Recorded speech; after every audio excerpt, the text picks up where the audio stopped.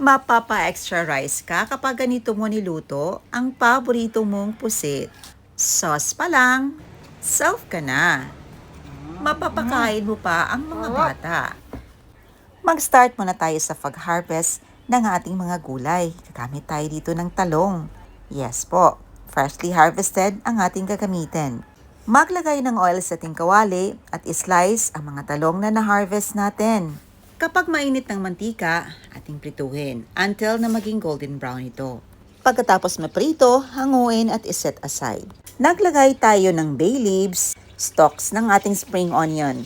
Ilagay na ang lahat ng mga spices na nahiwa, onion, kamatis, ginger at garlic. Add ground pepper para ma-infuse ang flavor ng mga spices. I-add ang na-marinate na pusit. Nilagyan lang natin ito ng ground pepper at salt. Gisahin ng mga ilang minuto. Pagkatapos mag-add na tayo dito ng tomato ketchup. Ito ang sekreto para mas lalong masarap ang ating adobong pusit. Add Spanish paprika, oyster sauce, soy sauce. Adjust the amount according to your preferences.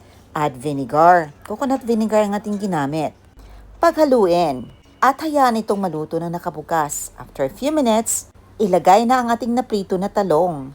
Pangdagdag texture, sarap, at sustansya na din, pudpura ng spring onion.